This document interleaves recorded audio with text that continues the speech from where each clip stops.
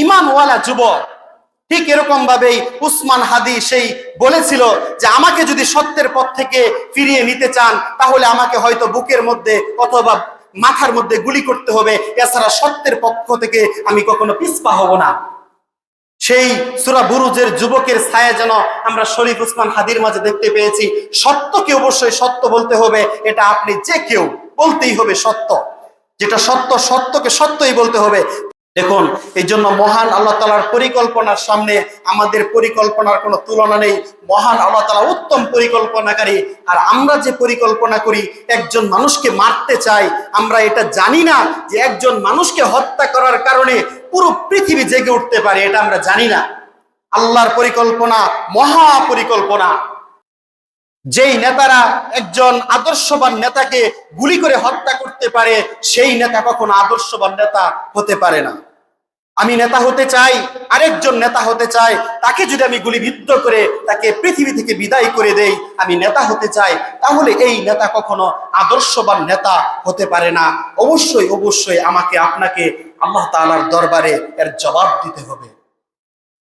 মহান আল্লাহ তাআলা আমাদেরকে এভাবেই তিনি আমাদেরকে বলেন, তিনি আমাদেরকে নানানভাবে তিনি আমাদেরকে উপদেশ দিয়েছেন।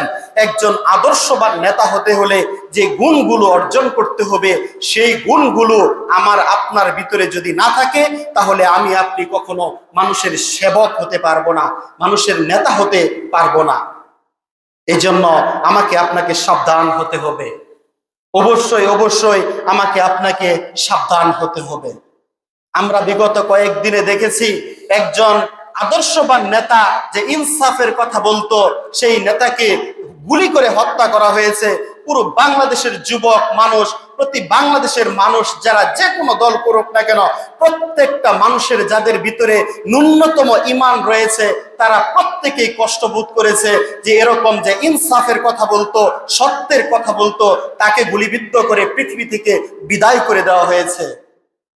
পৃথিবীতে এরকম যুগে যুগে, আজ এটা নতুন নয়, সেই আদম আলাইহিস সালাম থেকে শুরু করে আজ পর্যন্ত যখনই যে কোনো নবী, যে কোনো রাসূল তারা সত্যের কথা বলছে, এরকম যারা অহংকার করে, যাদের মধ্যে কোনো হিতাহিত জ্ঞান নেই, যাদের কোনো জ্ঞান নেই, দুনিয়ার লোভ লালসা যাদেরকে পেয়ে বসেছে, তারা ওরকম নেতাকে কেন, স্বয়ং নবী রাসূলগণকে তারা হত্যা করেছে।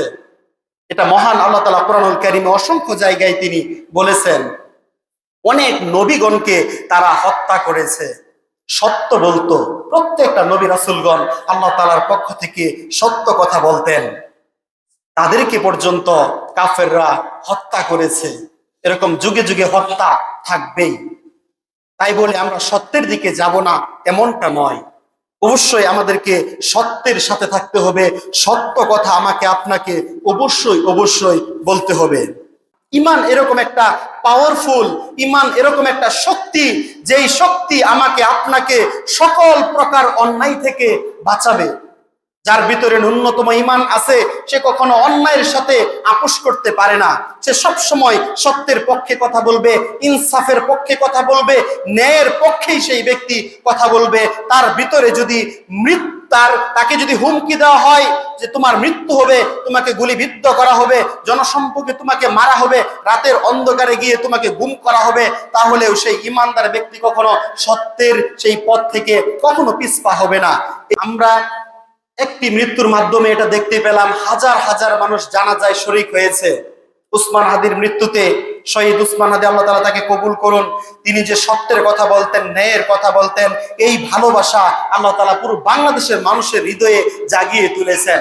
আপনি যেই দল করেন, আপনি যেই দলই করেন না কেন, আপনার কাছে যে কোনো দল এটা আপনার ভালো লাগতে পারে, পছন্দ হতে পারে, এটা আপনি ব্যক্তিগতভাবে আপনার এটা হতেই পারে যে আমি এই দল করি, অমুক জন আরেক দল করে, অমুক জন আরেক দল করে।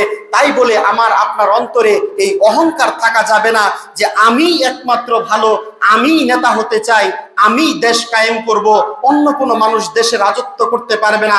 এরকম মন মানসিকতা, এরকম অহংকার, অহমিকা আমার আপনার ভিতরে যদি থাকে, তাহলে বুঝতে হবে আমি নেতা হওয়ার যোগ্য না।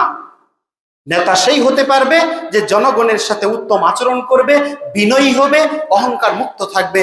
আল্লাহ তাআলা আমাদেরকে সঠিকভাবে বুঝার এবং সঠিক আমল করার তৌফিক দান করুন। আমিন ইয়া রাব্বাল আলামিন।